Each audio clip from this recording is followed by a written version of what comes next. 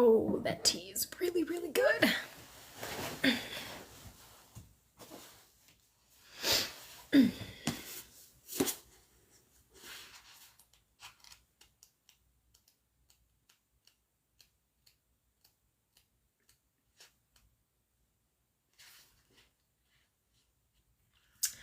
Good evening, everyone. Hello. Welcome. If you are new here, hi, you have stumbled upon a book reading. If you are not new, welcome back. I'm so excited to see you guys this evening or this morning, depending upon where you are in the world. For those of you who may not know, we read every Monday from like 8 to 9, sometimes longer, depending on, the chapters of the book, depending on what I'm reading. But hello everyone. Hi. So glad to see you all. Hi. All right, so I was taking a quick peek at how many chapters we have left of The Red Tent. We have 2 chapters left, and I'm going to read them both. And it's probably going to take me a little bit longer than an hour, and that's okay. Because I think that's most fitting anyway, to finish off this book in anticipation for Thursday, for the Halloween special. Don't forget about the Halloween special. I'm going to be reading, and it's Eastern Standard Time because I'm on the East Coast. 9 o'clock Halloween night, because I want to make sure that everybody's done or mostly done with like their trick-or-treating, or if they have people over or whatever. I mean, I know it's a Thursday. I know most of us have work and school the next day, but yeah, so we're going to finish off this book this evening, today, and then Thursday, 9 p.m. Eastern Standard Time, I'm going to be reading from my handy dandy ghost book. And I've already got five stories already picked out for you guys. I hope you love them, because I know every story in this book, I love them. Most of it's classics. There's a few different genres. There's some sci-fi in here. There's some traditional ghost stories in here. There's some poetry in here. There's a little something for everybody in this ghost story book. So, I hope you guys are, hey, there we go, elephant ears. I hope you guys are looking forward to the Halloween special. I know I am. I had a lot of fun doing it last year. I think it was like some kind of vampire pirates filter that I had on last year. So I'm curious to see what they offer up this year for Halloween. So don't miss it. And, if you do, obviously, I will have it uploaded on YouTube. So don't worry. If you guys also have missed any of the previous readings of this book or any of the other readings that I have done, you can also find those on my YouTube channel. You just go to my bio here in TikTok and you'll be able to find the link to TikTok or to YouTube that way. So, all right. So let's see here. We're in the last 2 chapters. We are in the home stretch. We are in the later adulthood of Dina's life. And, we're getting ready to watch her transition into, matriarchal roles, elder wisdom roles very soon here in these final chapters, literally, of her life. So, without further ado, what time is it? No, it's 8:05. Without further ado, let's get started. The beverage for this evening is a blueberry green tea, and it is delightful.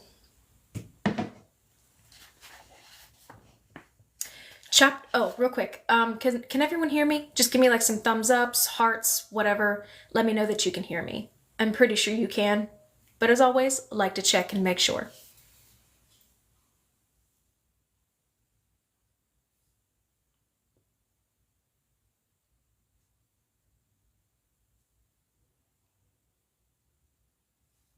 Yeah, a yeah, it's like infused green tea. Aren't you British? Don't you guys do like tea? Like infused green teas and stuff?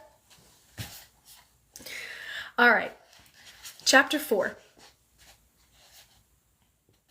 I knew about Ramos's message even before the messenger arrived at my house. Kia ran to the door with the news that a scribe had come to Mena's house seeking Dener the midwife and was on his way to Benia's door. I was delighted at the prospect of another letter from my son. It had been more than a year since the last one, and I imagined myself showing Benia my son's own writing on the limestone tablet when he arrived home that evening. I stood in the doorway, anxious to discover the contents of this letter. But when the man turned the corner, surrounded by a pack of excited little children, I realized that the messenger brought his own message. Ramos and I stared at each other. I saw a man I did not know, the image of Nox Ray except for his eyes, which were set like his father's. I saw nothing of myself in the Prince of Egypt who stood before me, dressed in fine linen, with a gold pectoral gleaming on his chest and new sandals on his manicured feet. I did not know what he saw as he looked at me. I thought I detected disdain in his eye, but perhaps that was only my own fear. I wondered if he could see that I stood taller now and that I carried less grief on my back. Whatever he saw or thought, we were strangers. "Forgive my manners," I said finally. "Come inside the house of Benia and let me give you some cool beer and fruit. I know the journey from Thebes is dusty." Ramos recovered too and said, "Forgive me, mother. It is so long since I saw your dear face." His words were cool and his embrace a quick, awkward hug. "I would gladly take a drink," he said, and followed me into the house. I saw each room through his eyes, which were accustomed to the spacious beauties of palaces and temples. The front room, my room, which I treasured for the colorful wall painting, suddenly looked small and bare, and I was glad when he hurried through it. Benia's hall was larger and furnished with pieces seen only in great houses and tombs. The quality of the chairs and bed found approval in my son's eyes, and I left him there to fetch food and drink. Kiga had followed us in and stared at the beautifully dressed man in my house. "Is this my sister?" asked Ramos, pointing to the silent child. "No," I said. "This is the niece of a friend, and like a niece to me." My answer seemed to relieve him. "The gods seem to have ordained that you remain my only child," I added. "I am glad to see you healthy and successful. Tell me, are you married yet? Am I a grandmother?" "No," said Ramos. "My duties keep me too busy for my own family," he said, with a tight little wave of his hand. "Perhaps some day my situation will improve and I can give you little ones to dandle on your knee." But this was nothing more than polite conversation, which hung in the air and smelled of falsehood. The gulf between us was far too wide for any such familiarity. If and when I became a grandmother, I would know my grandchildren only through messages sent on limestone slabs, meant to be discarded after they are read. "Ma," he said, after drinking from his cup, "I am here not only for my own pleasure. My master sends me to fetch the finest midwife in Egypt to attend his wife's labor." "No, it is true," he said, dismissing my shrug. "Say nothing to diminish your repute, for no one has taken your place in Thebes. The lady of my master has miscarried twice and nearly died from a stillbirth. The physicians and necromancers have done her no good, and now the midwives fear to attend a princess who has had so much bad luck in childbed. Her own mother is dead, and she is afraid. My master dotes on this wife and wishes nothing more than to have sons by her. Asnat heard of your skills from her servants and asked her husband to search out the foreign-born woman with the golden hands who once served the women of Thebes. My lord depends upon me for all things and called upon me in this manner as well," said Ramos, his mouth growing smaller and more pursed at every mention of his master. Imagine my surprise when I learned that he sought none but my own mother. "He was suddenly impressed by my lineage when he learned that you were a countryman of his," Ramos added ironically. "The vizier charged me to put aside duties of state, to walk into the Valley of the Kings and accompany you to his house. He ordered me not to return without you." "You do not like this man," I said mildly. "Zaphnat Paneah is vizier in Thebes at the king's pleasure," said my son, in formal but damning tones. "He is said to be a great diviner, who sees into the future and reads dreams as easily as a master scribe pursuing the glyphs of a schoolboy. But he is illiterate," said Ramos bitterly. "He cannot cipher or read or write, which is why the king signed me, the best of Carr's students, to be his right hand, and that is where I am now, wifeless, childless, second to a barbarian." I stiffened at the word. Ramos noticed my reaction and colored in shame. "Oh, Ma, not you," he said quickly. "You are not like the rest of them, or else my father and grandmother would never have chosen you. You are fine," he said. "There is no mother in Egypt better than you." His flattery made me smile in spite of myself. He embraced me, and for a moment I regained the loving boy who had been my son. We drank our beer in silence for a moment. Then I said, "Of course I will follow you to Thebes. If the king's vizier commands you to bring me, I will come. But first I must speak with my friend, Merritt, who is my right hand in the birth chamber, and should come with me. I must talk with my husband, Benya, the master carpenter, so that he knows where I go, and when I might return." Ramos pursed his lips again. "There is no time for this, Ma. We must leave now, for the lady is in travail, and my lord expects me every hour. Send the girl here to inform the others. I cannot tarry." "I'm afraid you must," I said, and I left the room. Ramos followed me to the kitchen and grabbed me by the elbow, like a master about to strike a disobedient servant.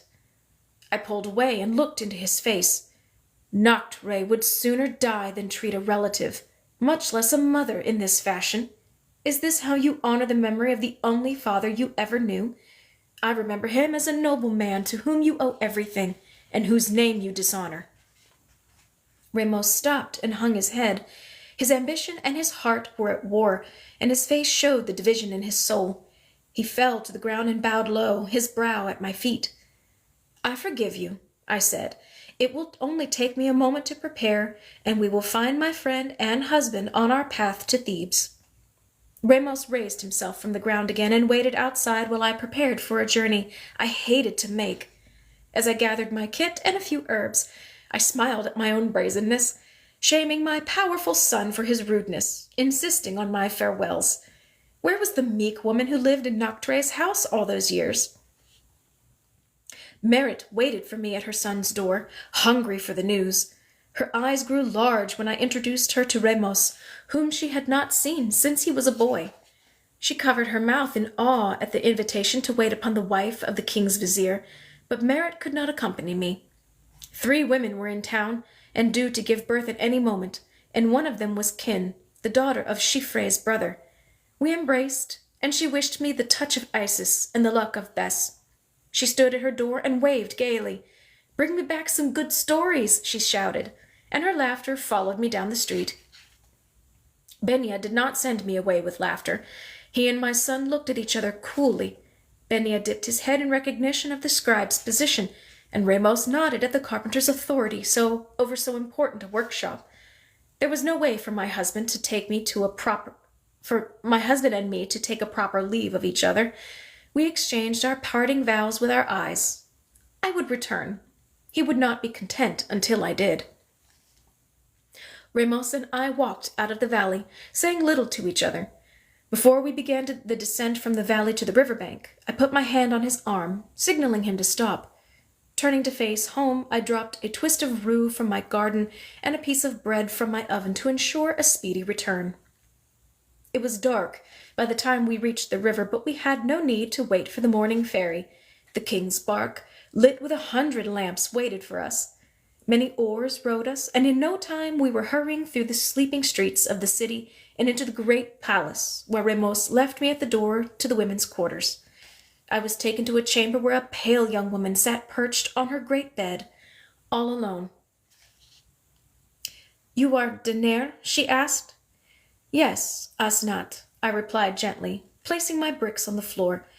"Let me see what the gods have in store for us." I fear this one is dead too, she whispered, and if it is so, let me die with him. I put my ear to her belly and touched the womb. This baby is alive, I said. Fear not, he is just resting for the journey.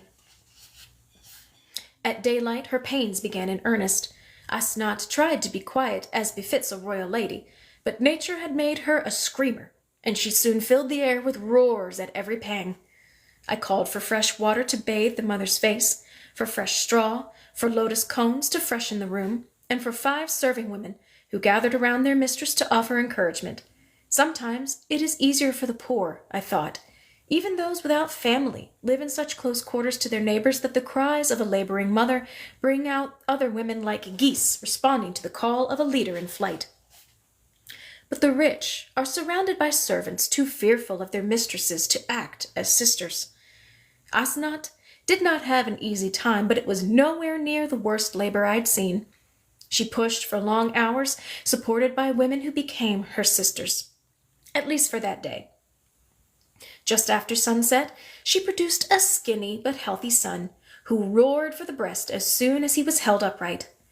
Asnat kissed my hands, covering them with joyful tears, and sent one of her servants to tell Zafnat Paneah that he was the father of a fine son. I was taken to a quiet room, where I fell into a dark, dreamless sleep.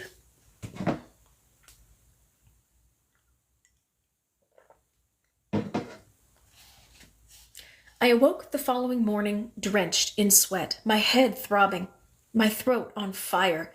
Lying on the pallet, I squinted at the light pouring through the high windows and tried to remember the last time I had been ill. My head pounded, and I closed my eyes again. When next they opened, the light was draining from the room. A girl sitting by the wall noticed I was awake and brought me a drink and placed a cool towel on my brow. 2 days passed, or maybe it was 3, in a blur of fevered sleep and compresses. When my head finally cooled and the pain subsided, I found myself too weak to stand. By then a woman called Sherry had been sent to attend me. I stared with an open mouth when she introduced herself, for her name, which means little one, sat oddly upon the fattest woman I had ever seen.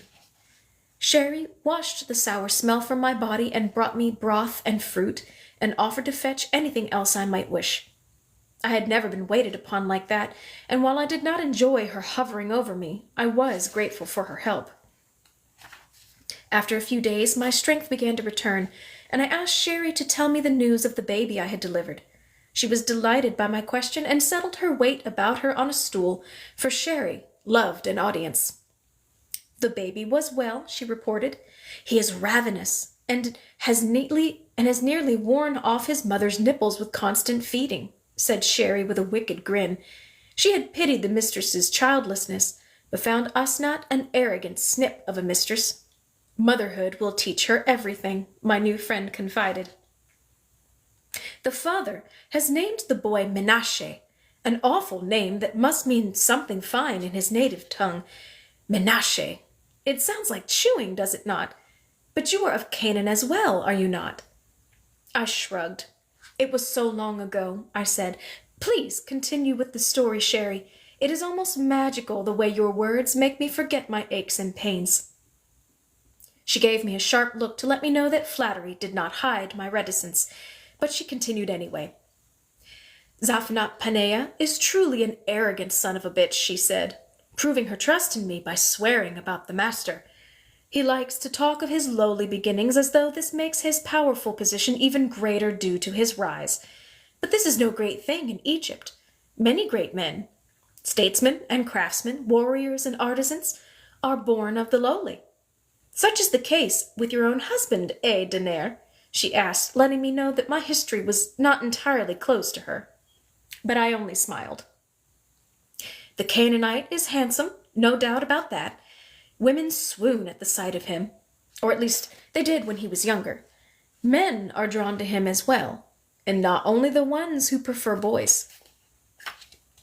Of course, that beauty did not serve him well when he was young. His own brothers hated him so much that they sold him to a pack of slavers. Can you imagine an Egyptian doing such a thing?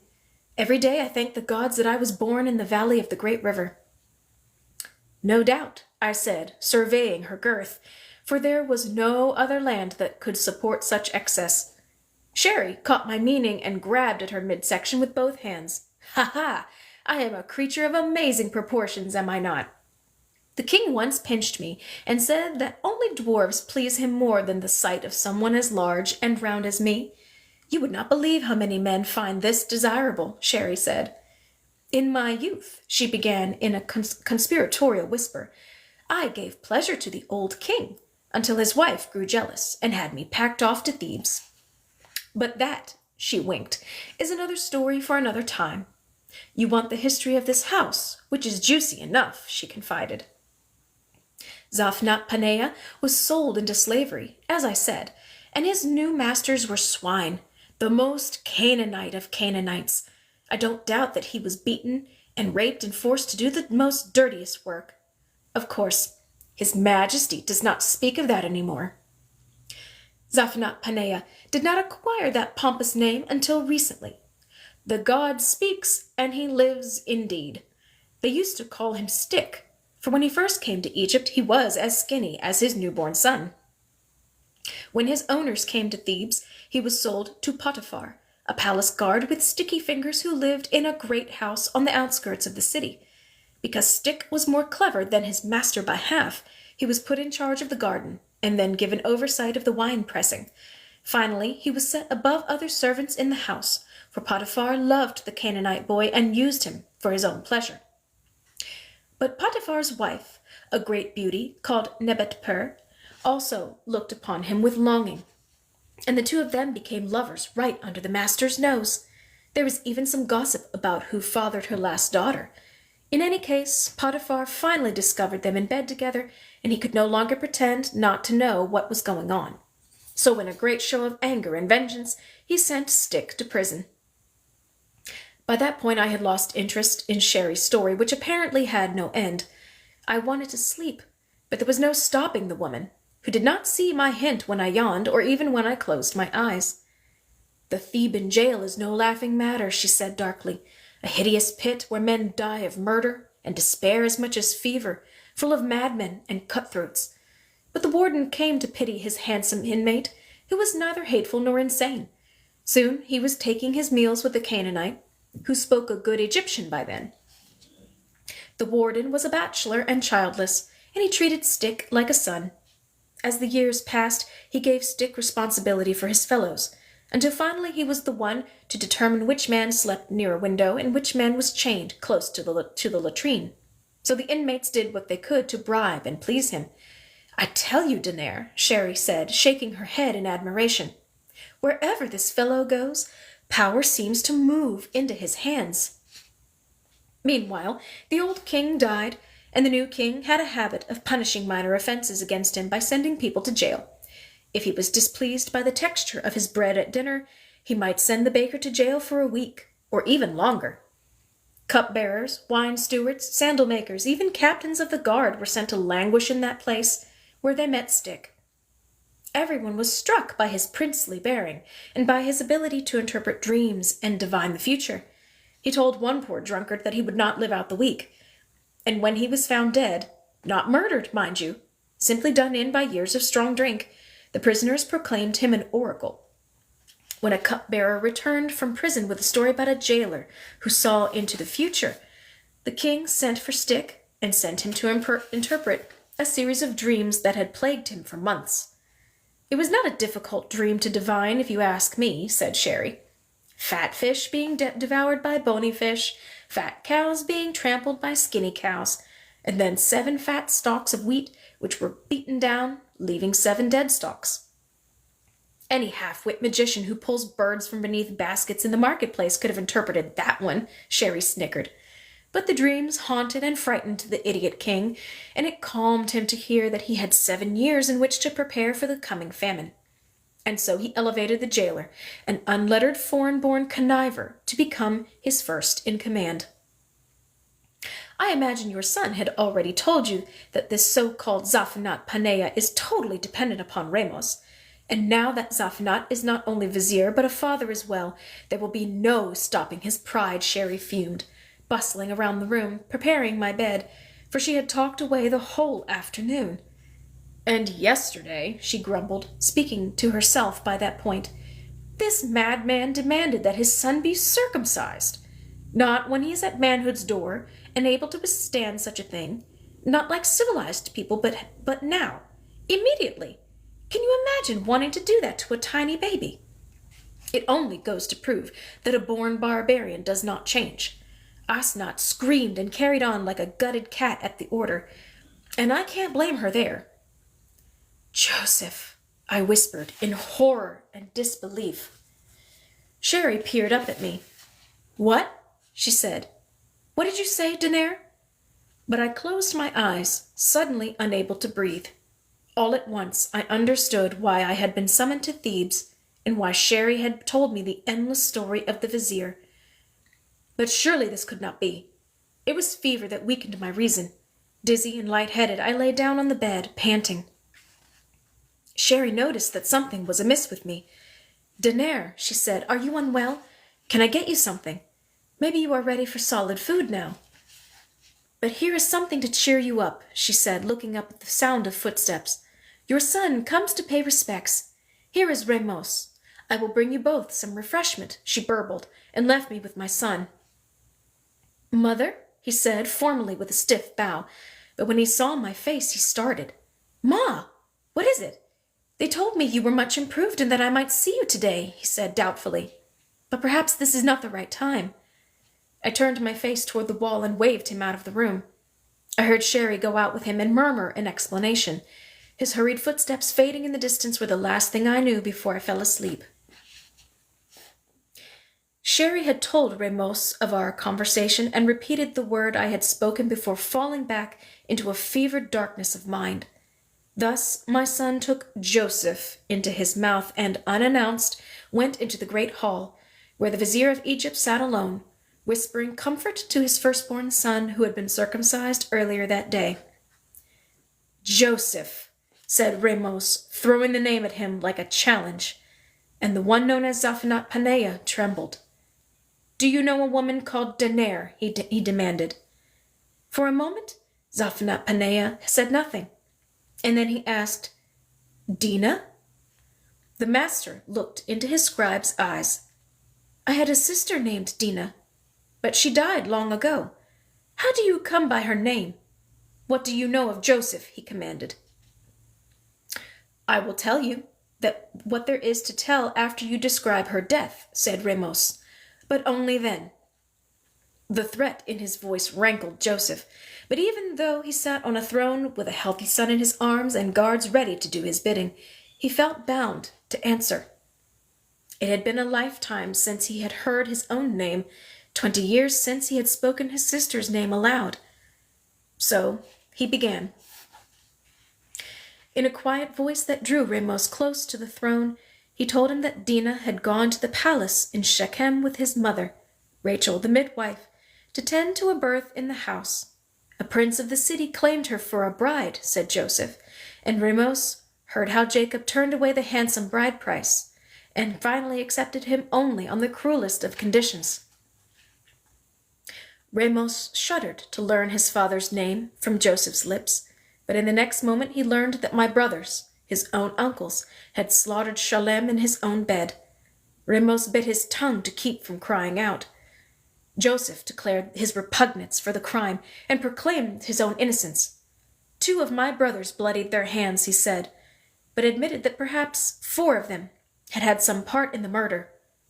All of us were punished. She cursed us all. Some of my brothers fell ill. Others saw their sons die. My father lost all hope, and I was sold into slavery. Joseph said, I used to blame my sister for my misfortunes, but no longer. If I knew where she was buried, I would go and pour libations and build a stele in her memory. At least I survived my brother's villainy, and with the birth of this son, the God of my fathers shows me that I will not die forgotten. But my sister's name was blotted out, as though she had never drawn breath. She was my milk sister, said Joseph, shaking his head. It is strange to speak of her now that I am a father. Perhaps I will name the next one in her honor. And he fell silent. And what is Joseph? Ramos asked. Joseph is the name my mother gave me, Zaphanat-Paneah said quietly. Ramos turned to leave, but the vizier called him back. Wait! We have a bargain. Tell me how you came to know my name and the name of my sister. Ramos stopped and without facing him said, She is not dead. The words hung in the air. She is here, in your palace. Indeed, you bade her brought here. Dener, the midwife, the one who delivered your son, is your sister, Dina, my mother. Joseph's eyes grew wide in wonder, and he smiled like a happy child. But Ramos spit at his feet. Would you have me call you uncle? He hissed. I hated you from the first. You robbed me of a position that is rightfully mine, and you advanced in the king's eyes because of my skill. Now I see that you blasted my life from birth. You slaughtered my father in the prime of his youth. You and your barbarian brothers murdered my grandfather too, who, though a Canaanite, acted honorably. You ripped the heart out of my grandmother. You betrayed your sister, widowed my mother, and made me an orphan and an outcast. When I was a boy, my grandmother's servant told me that when I finally found my father's murderers, their names would rip my soul into pieces. His words were true. You are my uncle. Oh, gods, what a nightmare, Ramos cried. A murderer and a liar. How dare you claim innocence in this abomination? Perhaps you raised no sword yourself, but you did nothing to stop them. You must have known something of the plot, you and your father and the rest of his seed. I see the blood of my father on your hands. Your guilt is still in your eyes. Joseph looked away. There was nothing left but for me to kill you or die a coward.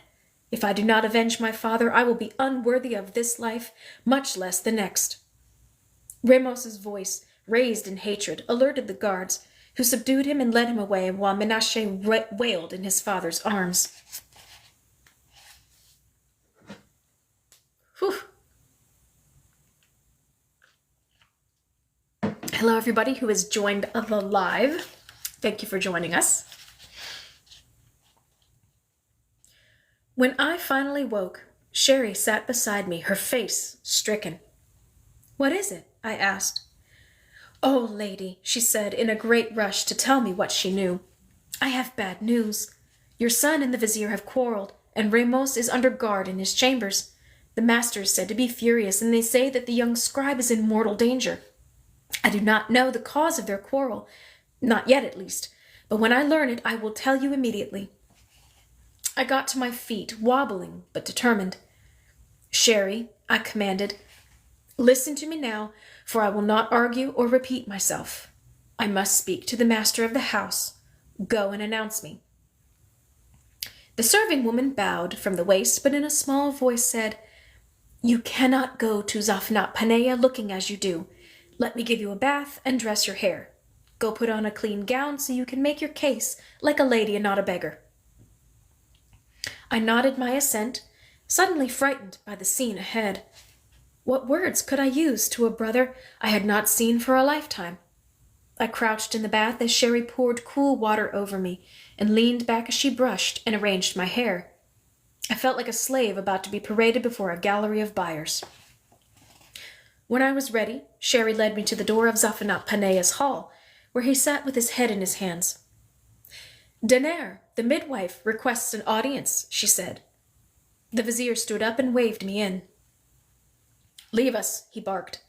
Sherry and all of his retainers disappeared. We were alone. Neither of us moved.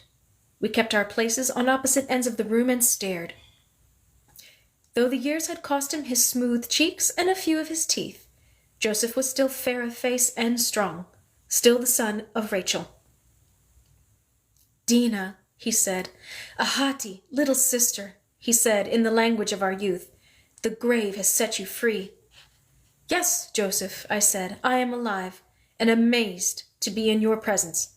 But the only reason I come to you is to ask what has become of my son. Your son knows the story of his father's death, and he threatens my life, Joseph says stiffly. He holds me responsible for the sins of my brothers. His threat alone could cause his execution, but because he is your son, I will only send him away. He will not come to harm, I promise, said Joseph kindly. I have recommended that the king give him charge of a prefecture in the north, where he will be second to none. In time, he will fall in love with the sea. They all do. And he will build a life seasoned with salt air and salt water, and not wish for any other. You must tell him to do as I say, and forget this talk of revenge, said Joseph. You must do this now, tonight. If he raises a hand to me, if he so much as threatens me in the company of my guard, he must die. I doubt that my son will listen to my words, I said sadly. He hates me, for I am the cause of his unhappiness. Nonsense, said Joseph, with the supreme self-confidence that made our brothers so jealous. The men of Egypt honor their mothers like no other men in the world.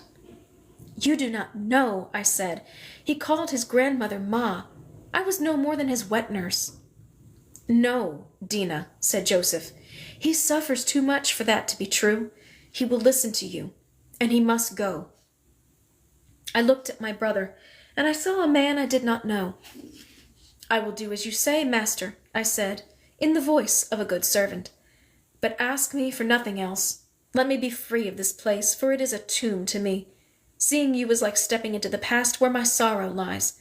And now, because of you, I lose all hope of my son. Joseph nodded. I understand, Ahati, and it will be as you say, except in one matter. When my wife comes to the bricks again, and I have already dreamed of a second son, you must come and attend her. You may come without seeing me if you like, and you will be well paid. Indeed, you will be paid in land if you wish, and you and the carpenter as well. I bridled at the suggestion that I was a pauper and announced, My husband Benia is master craftsman in the Valley of the Kings. Benia? He asked, and Joseph's face crumbled into regret. That was the baby name for our brother Benjamin, the last born of my mother who died giving him life. I used to hate Benia for killing her, but now I think I would give half of what is mine only to hold his hand. I have no desire to see him, I said, surprising both of us with the anger in my voice.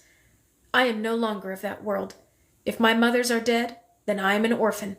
My brothers are no more to me than the livestock of our youth. You and I were kin as children, when we knew each other well enough to share our hearts. But that was in another life. The great room was silent, each of us lost in memories. I will go to my son, I said finally. Then I will be gone. Go in peace, said Joseph. Ramos lay face down on the bed in his handsome suite. My son did not move or speak or show me any sign of recognition. I spoke to his back. His windows overlooked the river, which glittered in the moonlight. Your father loved the river, I said, fighting tears, and you will love the sea. I will not see you again, Ramos, and there will be no other opportunity to speak these words again. Listen to your mother, who comes to say goodbye. I do not ask you to forgive my brothers. I never did. I never will. I ask only that you forgive me for the bad luck of being their sister. Forgive me for never speaking to you of your father. That was your grandmother's command, for she saw secrecy as the only way to keep you from the agony that cuts you low today. She knew that the past could threaten your future, and we must continue to protect you against the accidents of birth. The true story of your parentage is still known only by you, me, and Zaphnath Paneah. There is no need to tell anyone else. But now that we share this secret, I will tell you something else. Ramos, your father was called Shalem, and he was as beautiful as the sunset for which he was named. We chose each other in love. The name I gave you at my breast was Bar-Shalem, son of the sunset, and your father lived in you. Your grandmother called you Ramos, making you a child of Egypt and the sun god. In either language and in any country, you are blessed by the great power of the heavens. Your future is written on your face, and I pray that you will have the fullness of years denied to your father. May you find contentment. I will remember you in the morning and in the evening, every day until I close my eyes forever. I forgive your every harsh thought of me, and the curses you may hurl at my name. And when at last you do forgive me, I forbid you suffer a moment's guilt in my name. I ask that you remember only my blessing upon you, Bar Shalem Ramos. My son did not move from his couch or say a word, and I took my leave, broken-hearted but free.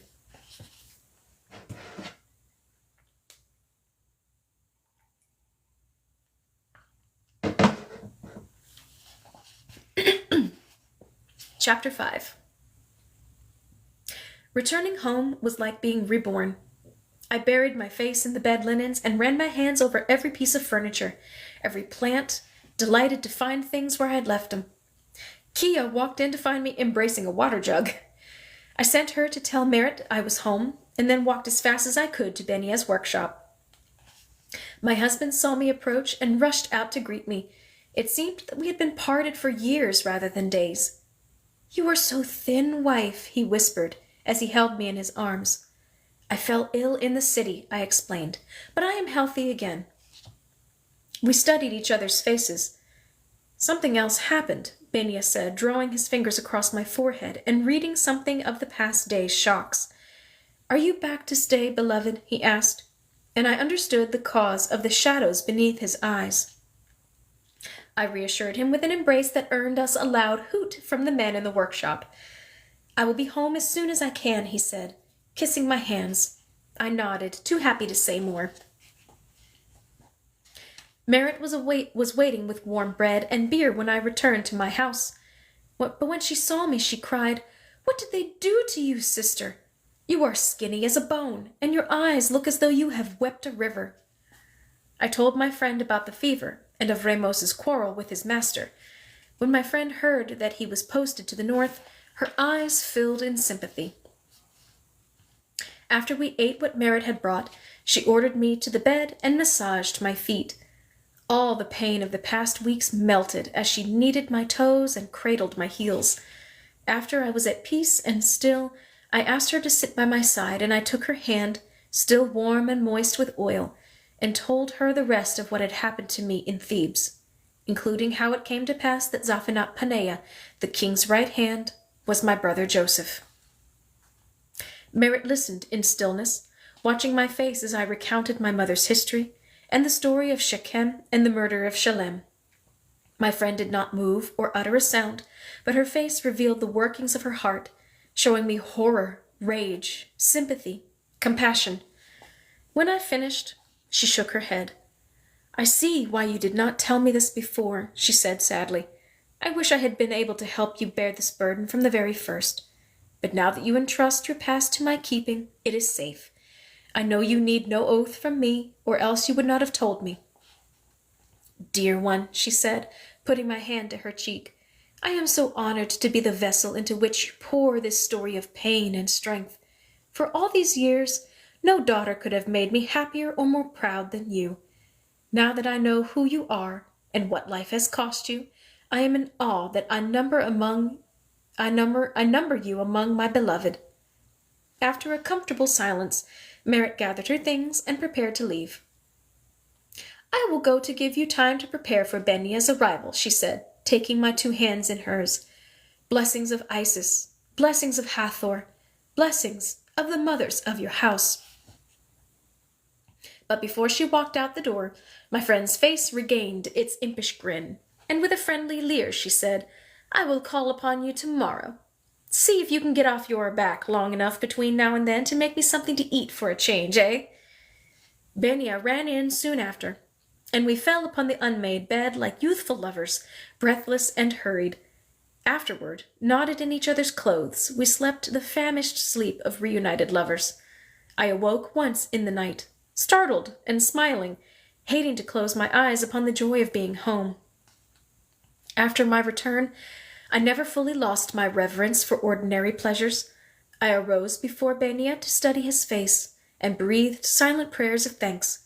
Walking to the water fountain or pulling weeds in the garden, I was overcome by the understanding that I had spent a whole day without the weight of the past crushing my heart. Birdsong brought me to tears, and every sunrise seemed a gift shaped for my eyes.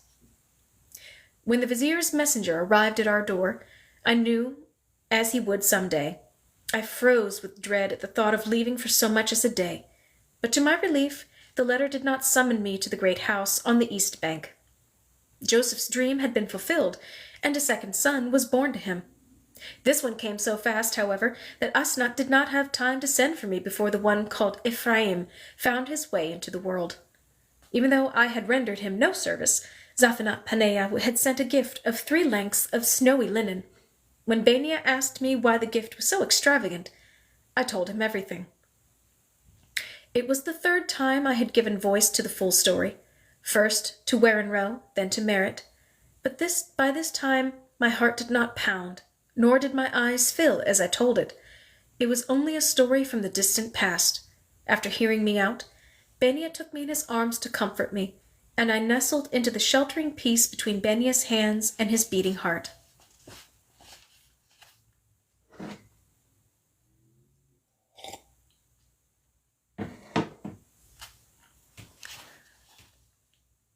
Oh, I forgot about this part. Oh man, this coming up. Oh man. I'm going to try not to get emotional. I make no promises.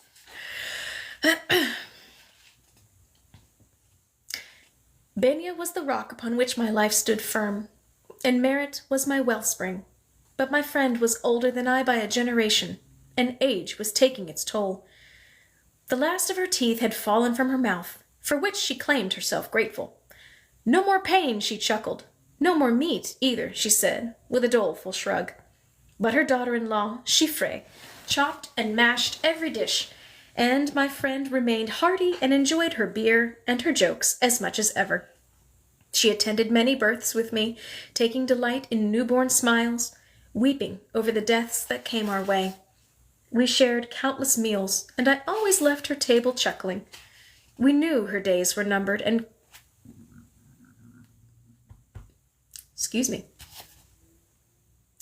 We knew her days were numbered and kissed each other goodbye at every parting. Nothing between us was left unsaid. The morning came when Kia appeared at the door to say that Merritt could not rise from her bed. "I am here, dear one, sister," I said when I arrived at her side, but my old friend could no longer give me greeting. She could not move at all. The right side of her face had collapsed, and her breathing was labored. She returned the pressure of my fingers in her left hand and blinked at me. "Oh, sister," I said, trying not to weep. She stirred, and I could see that even though she was nearing death, Merritt was trying to comfort me. That would not do. I looked into her eyes and managed a midwife's smile. I knew my task. "Fear not," I whispered. "The time is coming. Fear not. Your bones are strong. Fear not, good friend, help is nearby. Fear not, Anubis is a gentle companion. Fear not, the hands of the midwife are clever. Fear not, the earth is beneath you. Fear not, little mother. Fear not, mother of us all." Merritt relaxed and closed her eyes, surrounded by sons and daughters, grandsons and granddaughters. She sighed one long sigh, the wind through reeds, and left us. I did it. I joined with the women in the high-pitched, keening death song that alerted the whole neighborhood to the passing of the beloved midwife, mother, and friend. Children burst into tears at the sound, and men rubbed their eyes with damp fists. I was heartbroken, but comforted by one of Merritt's last gifts to me, for at her deathbed I became one of her grieving family. Indeed, I was treated as the oldest female relative and given the honor of washing her withered arms and legs.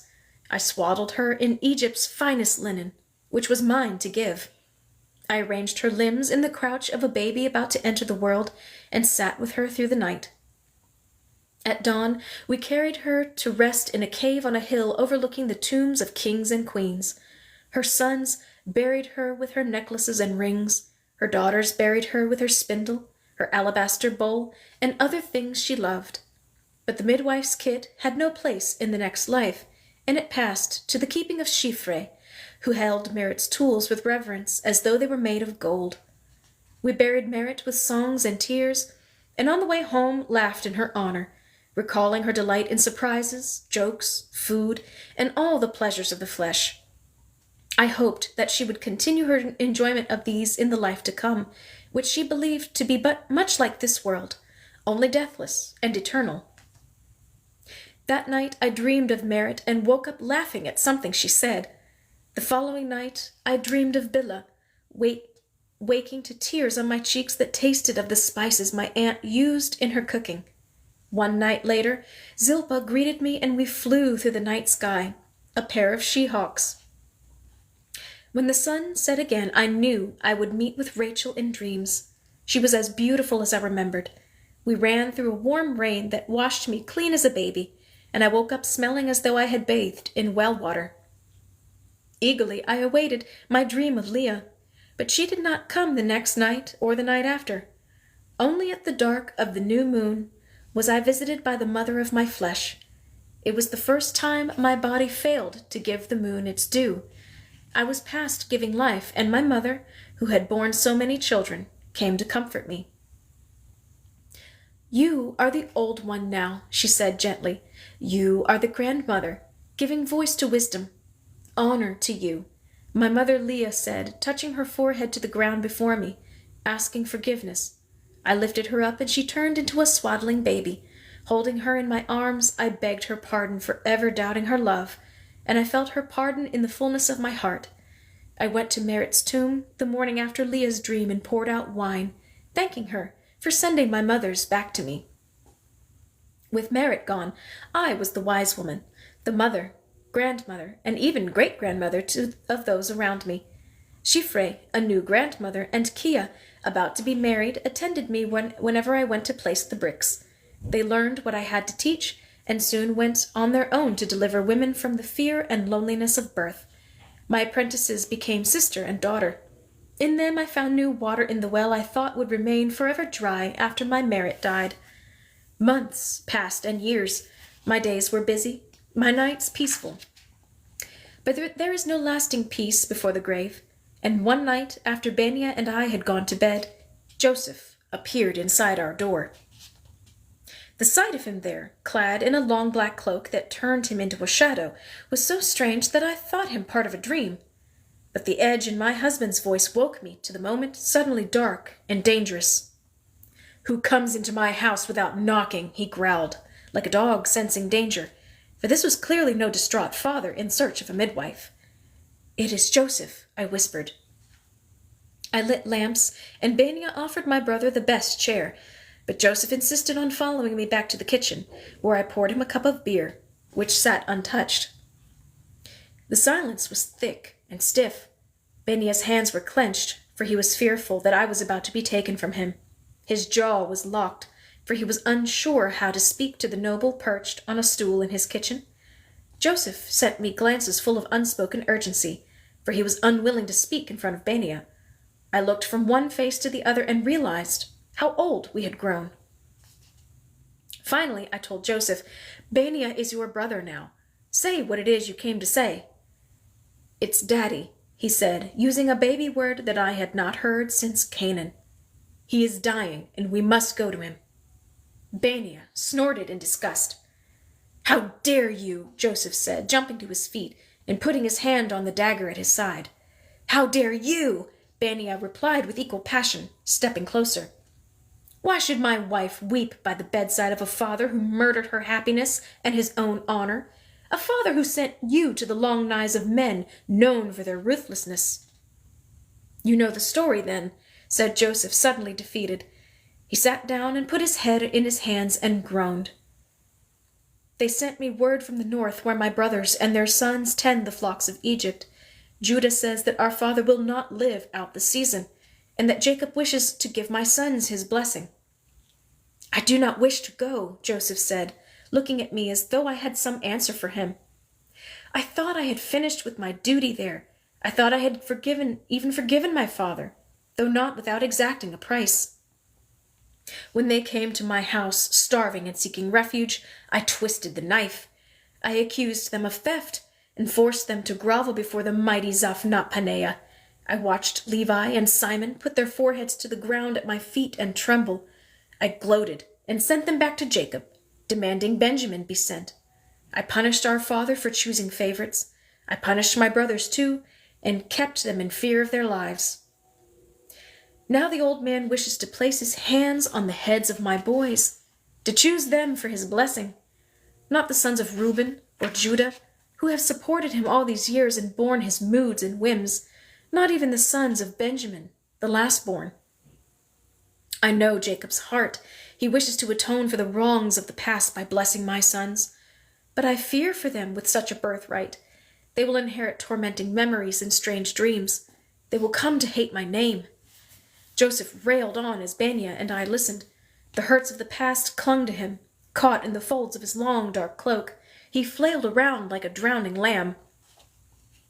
As he talked about fat years and lean years, about loneliness and sleepless nights, about how life had treated him so cruelly, I searched for the brother I remembered, the playfellow who listened to the words of women with respect, and who once looked at me as his friend.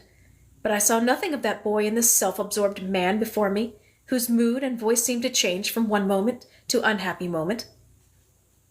I am a weakling, said Joseph.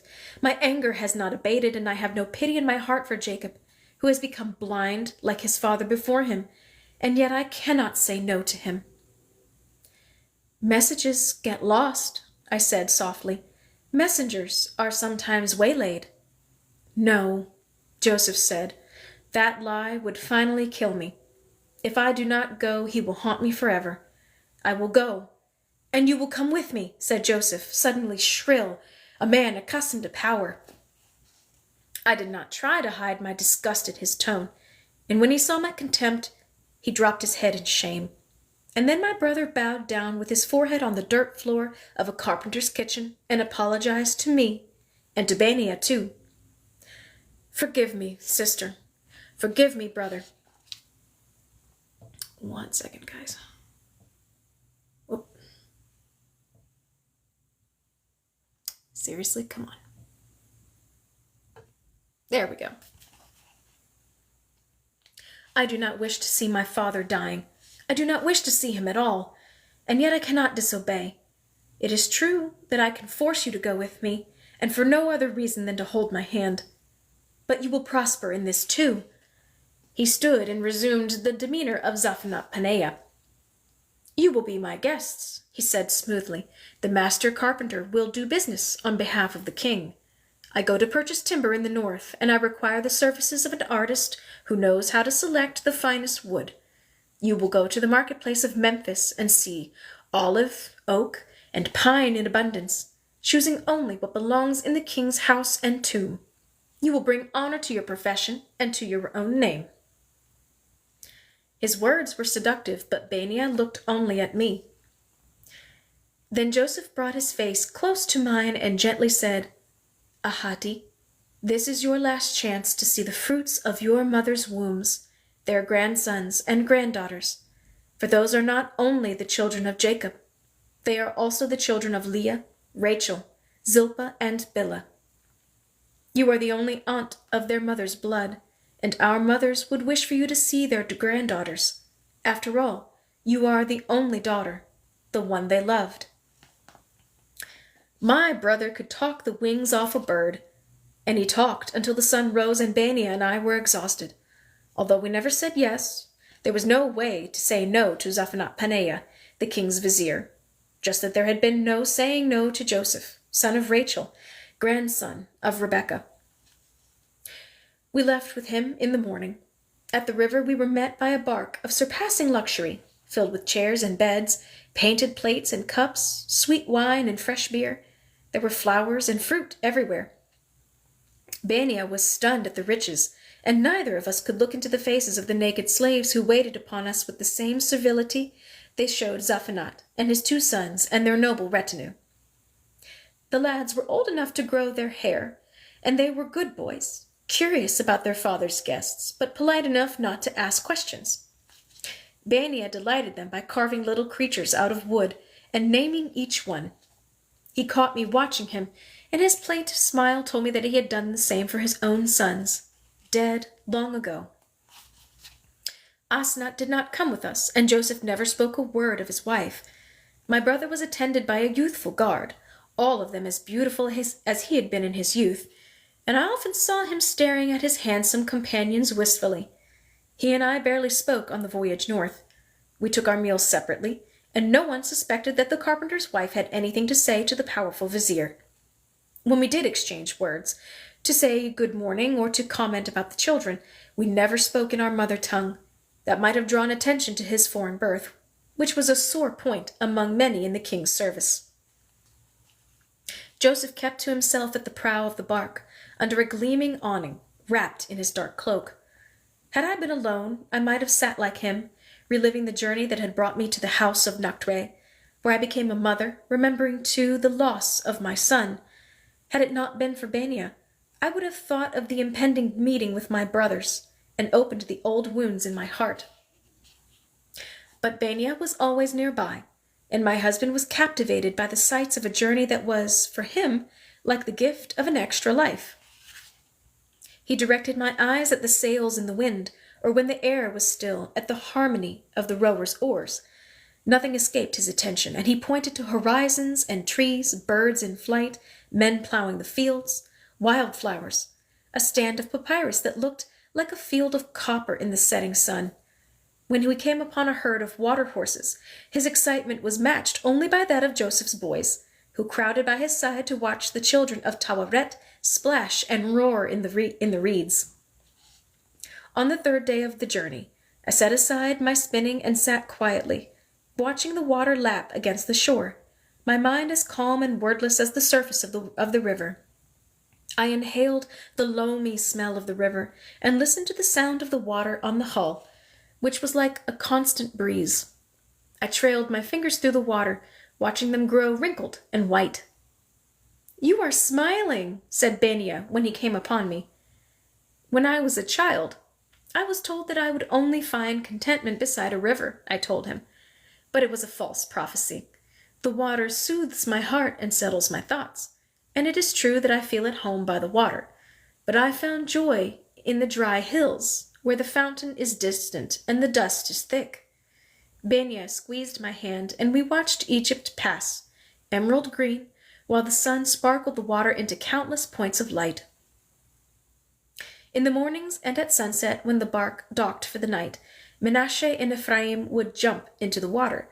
The servants watched for crocodiles and snakes, but my husband could not resist the boys' invitation to join them. He removed his loincloth and jumped in with a roar that was answered by childish squeals. I laughed to see my husband dive under the surface and shoot up again, like a heron, like a boy.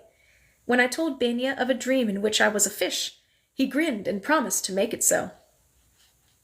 So one night, under a full moon, Benia put his finger to his lips and led me down to the water's edge. Silently, he motioned for me to lie back in his arms, where he held me effortlessly, as though I were as light as a baby, and he as strong as 10 men. With his hands, he coaxed and reassured me until I put my head back and unclenched my hands and lay as though on a bed. When I relaxed, my husband released me, so that I felt only his fingertips on my back, while the river held me and the moonlight turned the water silver. Every night I grew bolder. I learned to float without the support of my husband's hands, and then to move on my back, facing the waning moon.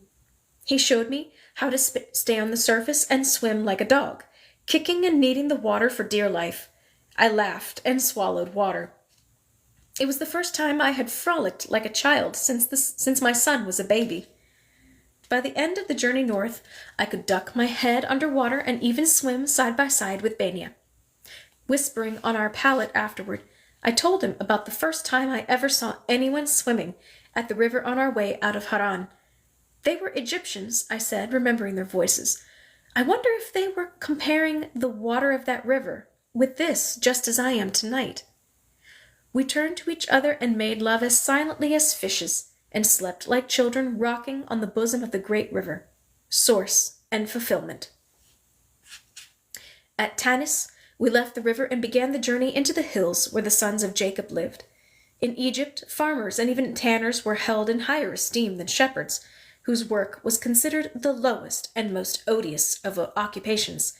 The official purpose of Zaphenath-Paneah's journey was to conduct a census of the flocks and to select the finest animals for the king's table. In fact, This was a task beneath his station, the sort of thing usually assigned to a middle-class scribe. Still, it served my brother as an excuse to visit the relations he had not seen for 10 years, since he granted them refuge from the famine in Canaan. Traveling in Zaphanat-Paneah's caravan was nothing like the journeys of my childhood. My brother was carried on a litter by his military bearers, and his sons rode donkeys behind. Bania and I, who walked, were surrounded by servants who offered cool beer or fruit if we so much as raised a hand to shade our eyes. At night we rested on thick pallets under pure white tents. Luxury was not the only difference. This journey was quiet, almost hushed. Joseph sat alone, his brow knit, his knuckles white on the arms of his chair. I was uneasy too, but there was no way for me to speak to Bania without being overheard. Only the sons of Joseph were carefree. Menashe and Ephraim dubbed their donkeys Huppim and Muppim, and invented stories about them. They tossed a ball back and forth between them, and laughed and complained that their backsides were black and blue from riding. Had it not been for them, I might have forgotten how to smile.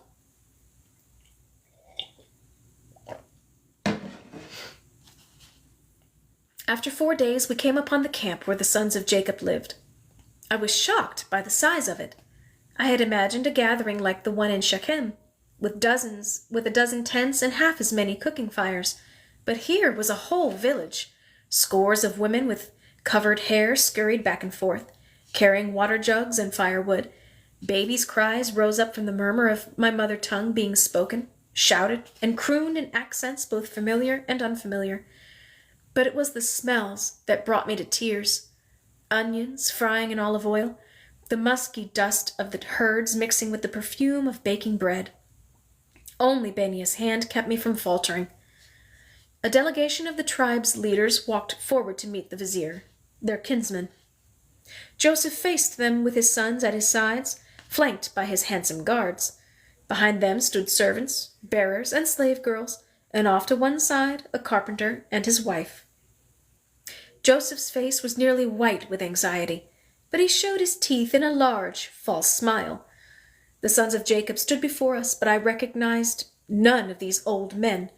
The eldest among them, his face deeply lined and hidden by dirty gray hair, spoke slowly, awkwardly, in the language of Egypt. He delivered formal greetings to Zaphanat-Paneah, their protector and savior, the one who had brought them to the land in peace and fed them. It was only when he switched to the speech of his birth that I recognized the speaker. "In the name of our father Jacob, I welcome you, brother, to our humble tents," said Judah, who had been so beautiful in youth. "Daddy is near the end," he said. "He is not always in his own mind, and thrashes on the bed, calling for Rachel and Leah. He wakes out of a dream and curses one son, but in another hour blesses the same man with lavish praise and promises. But he has been waiting for you, Joseph, you and your sons." As Judah spoke, I began to recognize some of the men behind him.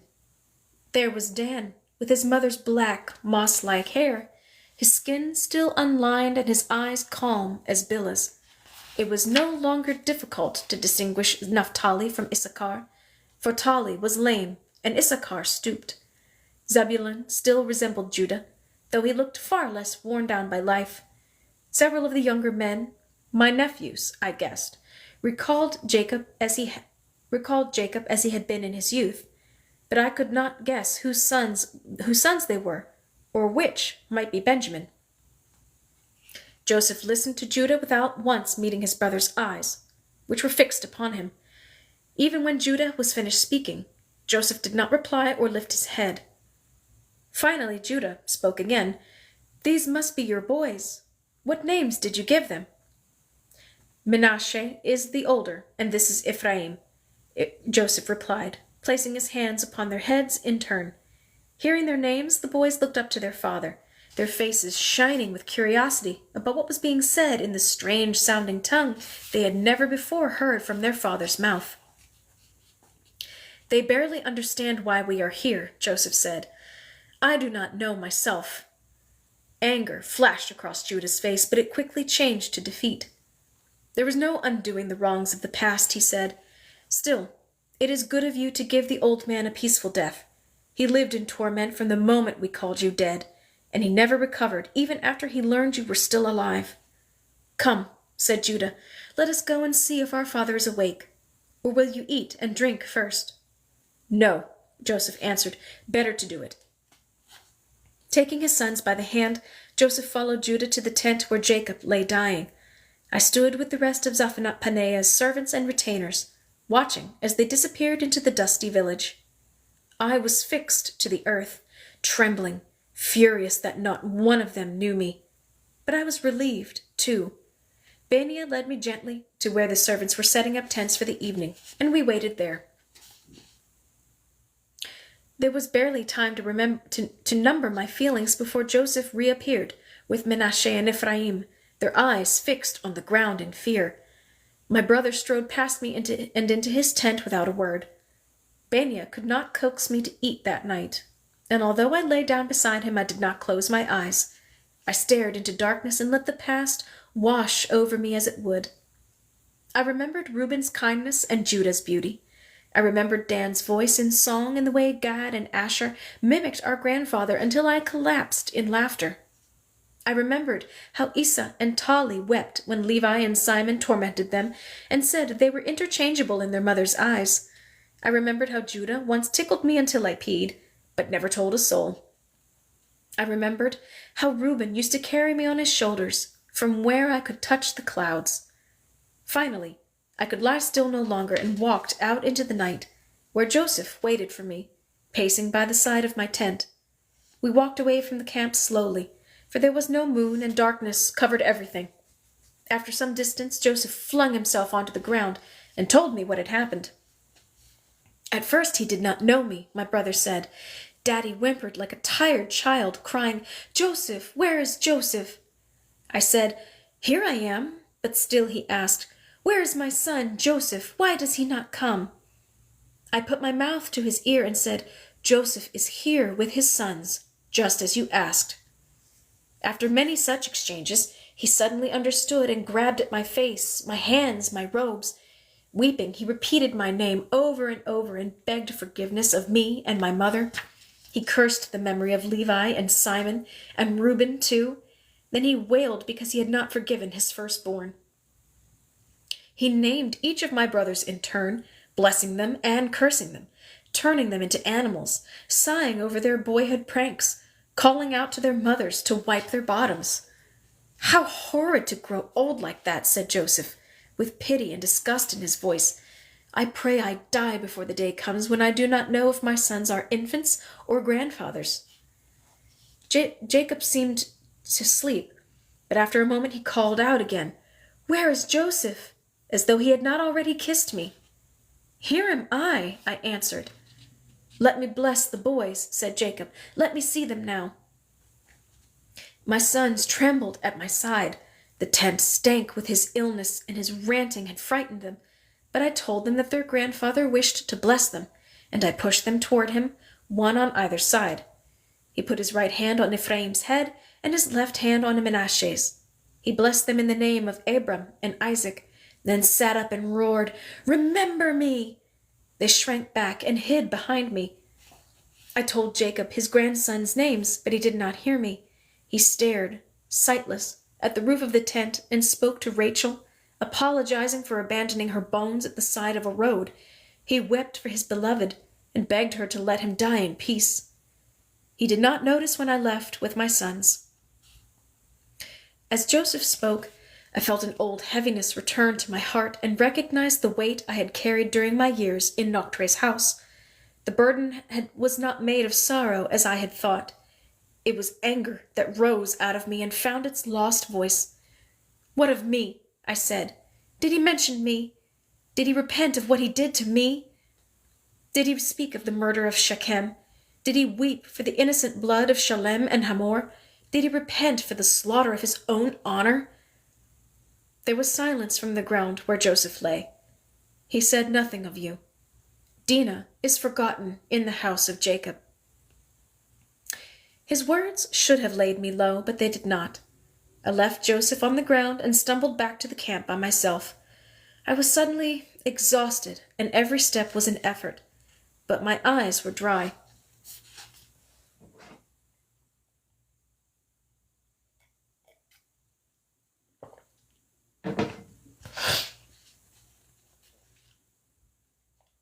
After Joseph arrived, Jacob stopped eating and drinking. His death would come within hours, days at most, so we waited.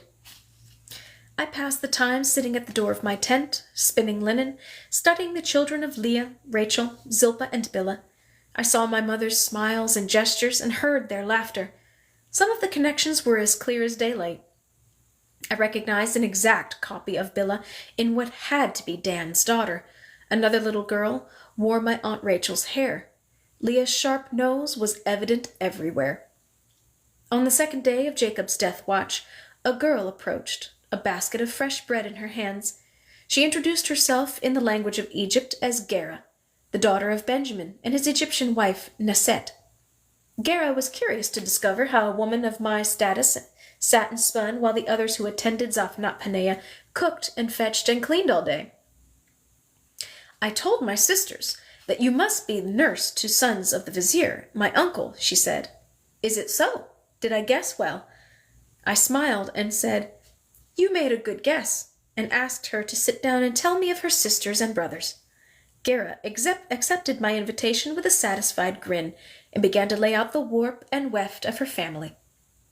My sisters are still children, said the girl, herself still a few years away from womanhood. We have twins, Musa and Nama, who are too young to even spin.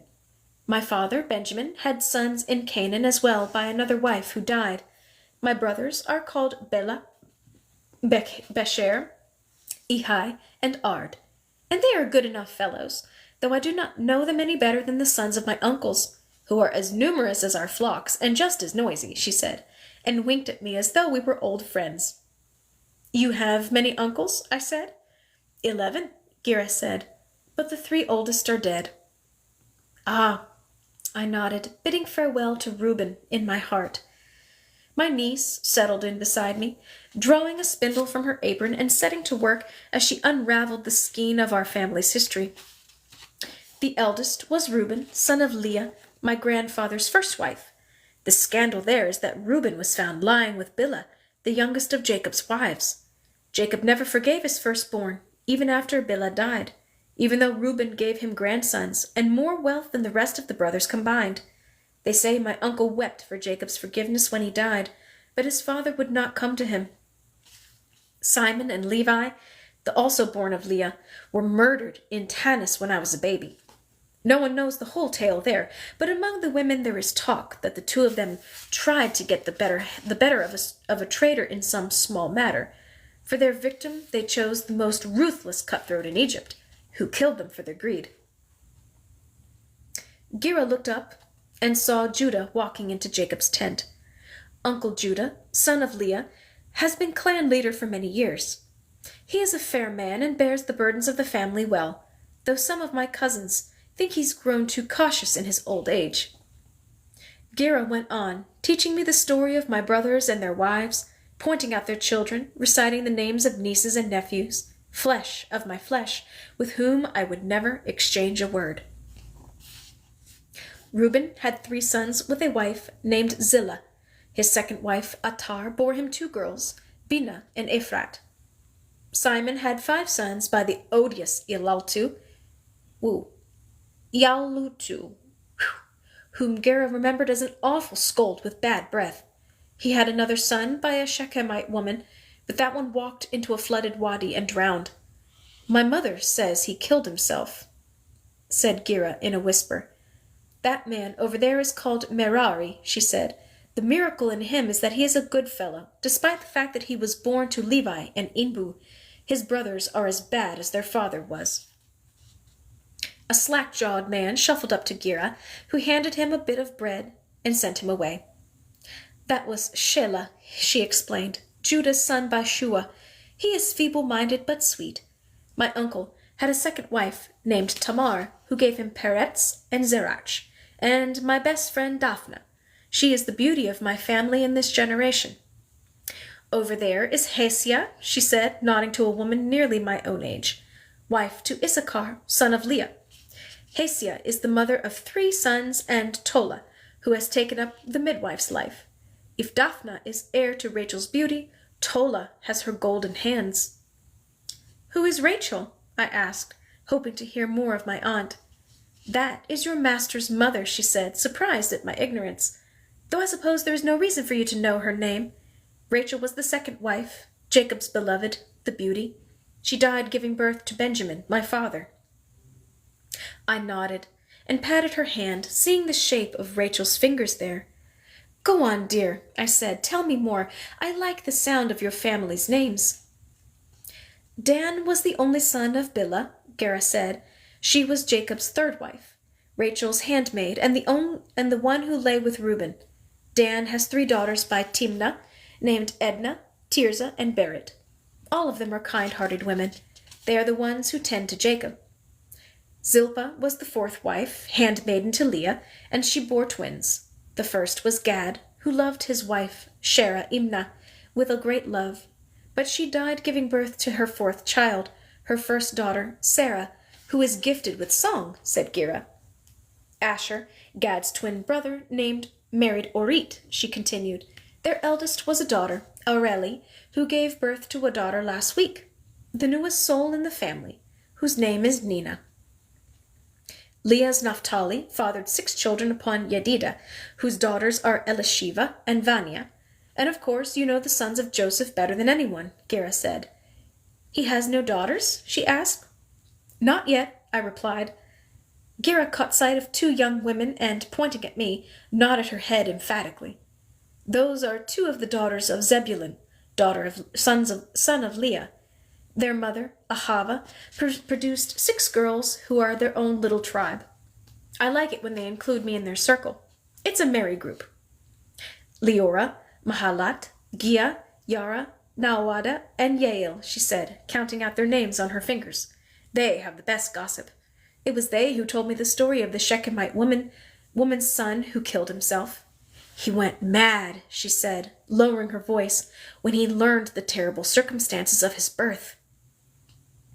What could have caused him such despair? I asked. It is an ugly tale, she replied coyly, leaning in to whet my interest. Those often make for the best stories, I answered. Very well, Gera said, setting down her spinning and looking me straight in the eye. According to Auntie Ahava's story, Leah had 1 daughter who lived. She must have been a great beauty, for she was taken in marriage by a Shechemite nobleman, a prince, in fact, the son of King Hamor. The king brought Jacob a handsome bride price with his own hands, but it wasn't enough for Simon and Levi. They claimed that their sister had been kidnapped and raped, and that the family honor was demeaned.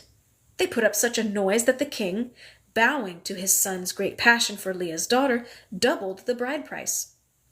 Still, my uncles were not satisfied. They claimed it was a plot of the Canaanites to take what was Jacob's and make it Hamor's. So Levi and Simon tried to undo the marriage by demanding that the Shechemites give up their foreskins and become Jacobites. Now comes the part of the story that makes me think it is nothing more than a tale that girls tell each other. The prince submitted to the knife, he and his father and all the men in the city. My cousins say this is impossible, because men are not capable of such love. In the story, though, the prince agreed. He and the men of the city were circumcised. Gera lowered her voice, setting a dark tone for the sorrowful ending. 2 nights after the cutting, while the men in the city groaned in pain, Levi and Simon stole into the city and slaughtered the prince, the king, and all the men they found within its gates. They took the livestock and the women of the city too, which is how Simon came to have a Shechemite wife. When their son learned about his father's villainy, he drowned himself. My eyes had been fixed upon the mice spindle as she recounted the tale. And what of the sister? I asked, the one who was loved by the prince. That is a mystery, said Gera. I think she died of grief. Sarah made up a song about her being gathered by the Queen of Heaven and turning into a falling star. Is her name remembered? I asked softly. Dinah, she said. I like the sound of it, don't you? Some day, if I am delivered of a daughter, I will call her Dinah. Gera said nothing more about Leah's daughter, and prattled on about feuds and love affairs among her cousins. She chatted until late in the afternoon before thinking to ask about me, and by then I could excuse myself, for it was time for the evening meal. Jacob died that night. I heard one woman sobbing and wondered who among his daughters-in-law wept for the old man. Benia folded me in his arms, but I felt neither grief nor anger. Gira had given me peace. The story of Dinah was too terrible to be forgotten. As long as the memory of Jacob lived, my name would be remembered. The past had done its worst to me, and I had nothing to fear of the future. I left the house of Jacob better comforted than Joseph. In the morning, Judah prepared to take Jacob's body to lie with his fathers in Canaan. Joseph watched as they lifted his bones onto his gold-covered litter, which he gave for the funeral voyage. Before Judah left to put his father into the ground, he and Joseph embraced for the last time. I turned away from the sight, but before I reached my tent I felt a hand on my shoulder, and turned to face Judah, whose expression was a map of uncertainty and shame. He held out a fist to me. "It was our mother's," he said, struggling to speak. "When she died, she called me to her and said to give this to her daughter." "I thought she was out of her mind," said Judah, "but she foresaw our meeting. Our mother never forgot you, and although Jacob forbade it, she spoke of you every day until she died. Take this from our mother Leah, and may you know peace," he said, pressing something in my hand before walking away. His head hung low. I looked down to see Rachel's lapis ring, Jacob's first gift to her.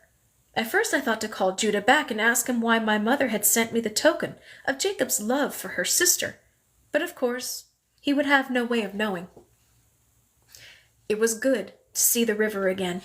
After the heat of the hills, the embrace of the Nile was sweet and cool, and at night in Benia's arms I told him all that I had learned from Gira, and showed him the ring. I puzzled over its meaning, and prayed for a dream to explain the mystery, but it was Benia who gave me the answer. Holding my hand to the light, and peering at it with eyes practiced at seeing beauty, he said, "Perhaps your mother meant it as a token that she had forgiven her sister. Perhaps it was a sign that she died with an undivided heart, and wished the same for you." My husband's words found their mark, and I recalled something that Zilpah had told me when I was a child in the red tent, and far too young to understand her meaning. "We are all born of the same mother," she said. After a lifetime, I knew that to be true. Although the journey was uneventful and my hands were idle, I was exhausted by the trip home. I longed to return to my own house, to see Shifrei and Kia's baby, who had been born during my absence. I was terribly restless during these 3 days' stop in Memphis, but I kept my impatience to myself because of Benia. He returned from the marketplace every evening, overflowing with the beauty he had seen. He exclaimed at the silkiness of the olive wood, the pure black of the ebony, the aromatic cedars. He brought back scraps of pine and taught Joseph's sons to carve. He brought me a gift too, a picture in the shape of a grinning Tawaret that made me smile every time I looked at her. The vizier's bark trailed a barge laden with fine timbers when we sailed out of Memphis for the last part of the journey to Thebes. Joseph and I said goodbye in the darkness of the last night. There was no need for sorrow at our parting, he said lightly. This is only a farewell. If Asnat bears again, we will call for you. But I knew we would not meet again. Joseph, I said, it is out of our hands. Be well, I whispered, touching his cheek with a hand that bore his mother's ring. I will think of you. I will think of you too, he replied softly. In the morning, Benia and I eagerly returned to the west. Once home, we resumed the order of our days. Kia's son was good-natured, and he learned to crow happily when his mother handed me to him on nights when she went to attend a birth. I rarely accompanied her past sunset, though, for I was growing old. My feet ached in the mornings and my hands were stiff, but still I counted myself lucky for my house and to care for Benia. Wow, no, but I still counted myself lucky that I was neither feeble nor dull. I had strength enough for my house and to care for Benia. He remained strong and sure, his eye ever clear, his love for his work and his love for me as constant as the sun. My last years were good ones. Kia had 2 more babies, another boy and a girl, who took over my house and my husband's heart. We received countless sweet-breathed kisses every day. You are the elixir of youth, I said, as I tickled them and laughed with them. You sustain these old bones. You keep me alive. But not even the devotion of little children can stave off death forever, and my time arrived. I did not suffer long. I woke in the night to feel a crushing weight on my chest, but after the first shock, there was no pain. Benya held my face between his great, warm hands. Kia arrived and cradled my feet between her long fingers. They wept, and I could not form the words to comfort them. Then they changed before my eyes, and I had no words to describe what I saw. My beloved turned into a beacon as bright as the sun, and his light warmed me through and through. Kia glowed like the moon and sang with the green and solemn voice of the queen of the night. In the darkness surrounding the shining lights of my life, I began to discern the faces of my mothers, each one burning with her own fire. Leah, Rachel, Zilpah, and Bilhah, Inna, Renifer, and Merit. Even poor Ruti and arrogant Rebecca were arrayed to meet me. Although I had never seen them, I recognized Ada and Sarai as well. Strong, brave, wonderstruck, kind, gifted, broken, loyal, foolish, talented, weak, each one welcoming me in her way. Oh, I cried in wonder. Benya held me even tighter and sobbed. He thought that I suffered, but I felt nothing but excitement at the lessons that death held out to me. In the moment before I crossed over, I knew that the priests and magicians of Egypt were fools and charlatans for promising to prolong the beauties of life beyond the world we are given. Death is no enemy, but the foundation of gratitude, sympathy, and art. Of all life's pleasures, only love owes no debt to death. Thank you, beloved, I said to Benya, but he did not hear me. Thank you, daughter, I said to Kia, who had put her ear to my chest, and hearing nothing, started to keen. I died, but I did not leave them. Benya sat beside me, and I stayed in his eye and in his heart. For weeks and months and years, my face lived in the garden. My scent clung to the sheets. For as long as he lived, I walked with him by day, and lay down with him at night. When his eyes closed for the last time, I thought perhaps I would finally leave the world. But even then I lingered. Shifrei sang the song I taught her, and Kia moved with my motions. Joseph thought of me when his daughter was born. Gira named her baby Dina. Ramos married and told his wife about the mother who had sent him away so that he would not die but live. Ramos's children bore children unto the 100th generation. Some of them live in the land of my birth, and some in the cold and windy places that Werenro described by the light of my mother's fire. There is no magic to immortality. In Egypt, I loved the perfume of the lotus. A flower would bloom in the pool at dawn, filling the entire garden with a blue musk so powerful it seemed that even the fish and ducks would swoon. By night, the flower might wither, but the perfume lasted. Fainter and fainter, but never quite gone. Even many days later, the lotus remained in the garden. Months would pass, and a bee would alight near the spot where the lotus had blossomed, and its essence was released again, momentary but undeniable. Egypt loved the lotus because it never dies. It is the same for people who are loved.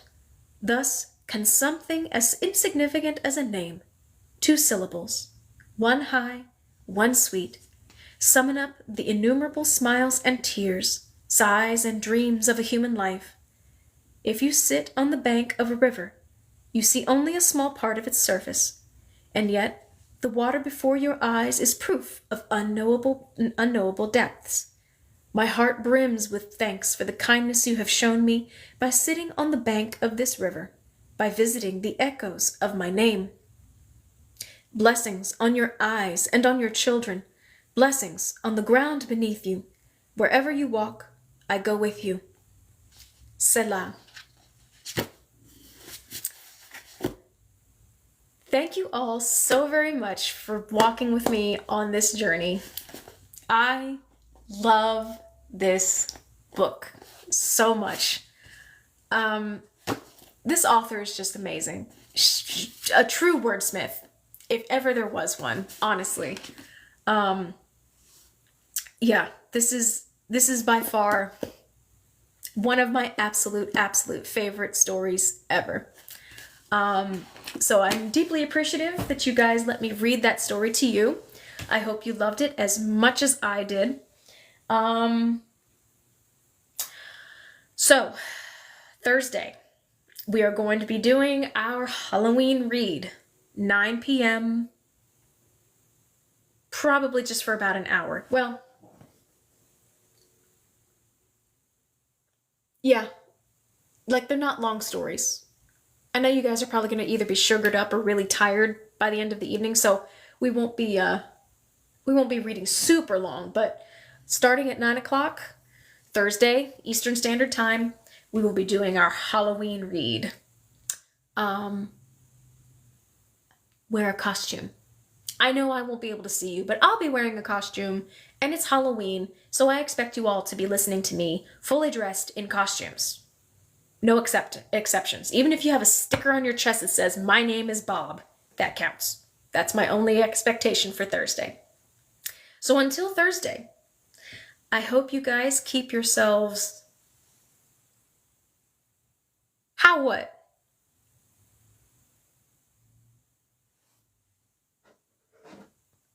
How are we supposed to be... what? Wearing costumes? Well, you won't be able to wear a costume, Ishmael. I think it'll be way past your bedtime at that point. But anyway, until then, I'm supposed to. Like I said, it could be just as simple as like a, little name tag or something. Put it on your forehead while you're sleeping. I don't know, you'll figure it out. I'm sure you'll figure it out. So until the next few days, guys, I hope you all keep yourselves safe, keep yourselves hydrated. For those here in the US, if you have not done so yet, please go out and get your vote in. Please vote.